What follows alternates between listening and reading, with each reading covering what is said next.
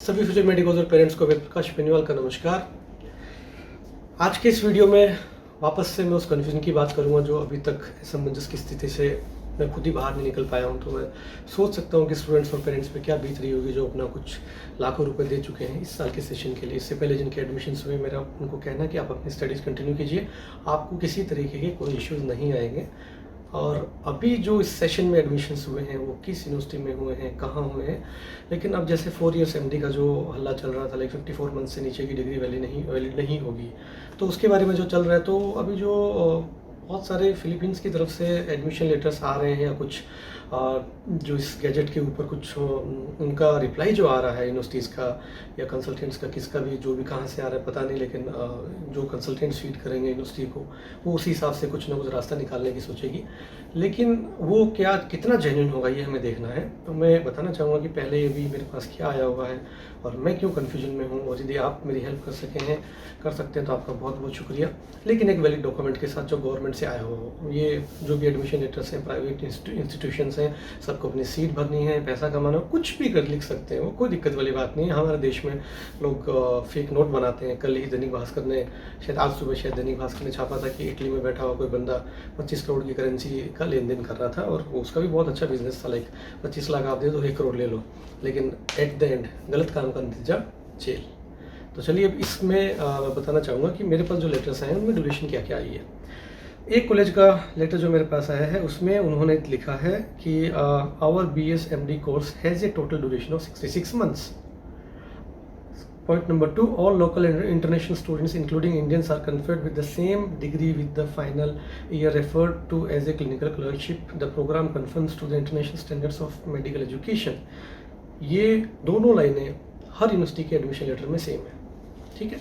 इसमें पहले यूनिवर्सिटी के लेटर में है 66 मंथ्स। जैसे मैंने आपको पहले बोला था कि मैं डिफेम किसी कॉलेज को, किसी कंट्री को नहीं करना चाहता। फिलीपींस कभी भी एक बुरी कंट्री नहीं थी, ना है ना कभी होगी।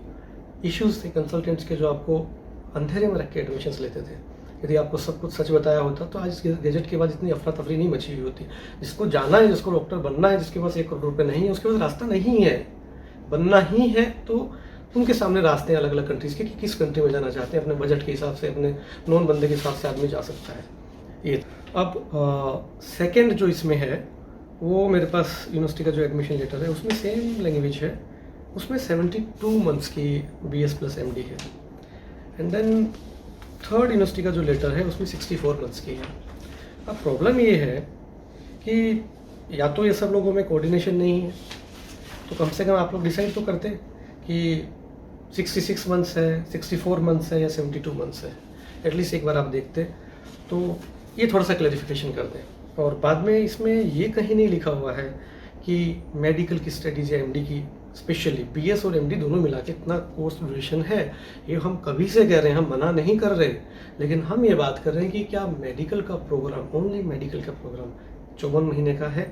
अब यदि आप कहते हैं कि BS+MD है, तो मेरा आपसे क्वेश्चन है कि आपने क्यों उन बच्चों के एडमिशन लिए जो नीट क्वालिफाई नहीं थे? क्योंकि रूल्स के हिसाब से तो नीट क्वालिफाई होना चाहिए स्टूडेंट। 5 जून 2019 के बाद, जहाँ तक मेरा आइडिया है, नीट क्वालिफाई होना चाहिए। और मैं फिर से वही बात बोलूँगा कि मैं सिर्फ मेरा इंटरप्रिटेशन बता रहा हूँ, मेरी रीडिंग्स बता रहा हूँ, और अब आप इसको कैसे समझते हैं, कैसे पढ़ते हैं, क्या करते हैं, आपकी मर्जी है। तो अब इनके बाद में एक साथ में एक चीज़ और चलाई जा रही है। एक तरफ तो कहा जा रहा है कि गैजेट नोटिफिकेशन को ये हम लोग चैलेंज करेंगे और कोई काम नहीं आएगा। दूसरी तरफ ये किया जा रहा है कि ये एक नोटिफिकेशन चलाया जा रहा है जो खुद का बनाया हुआ है, जिसमें शेड्यूल वगैरह, डेट्स वगैरह सब दी हुई है, जो थोड़ा बहुत सिमिलर लगता है देखने के लिए कि शायद किसी गवर्नमेंट से आया होगा। लेकिन ये एक अनऑफिशियल है, कहीं से नहीं, किसी ने घर में बैठ के बनाया है।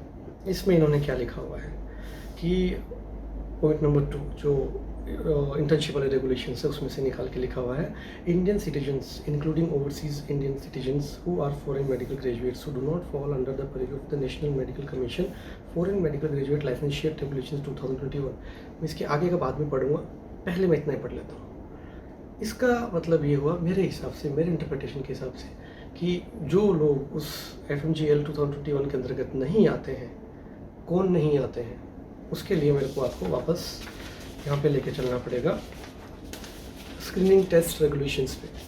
इसमें दिया हुआ है clause 4, provided further that a person seeking provisional or permanent registration shall not have to qualify the screening test if she holds an undergraduate medical qualification from Australia, Canada, New Zealand, UK and United states.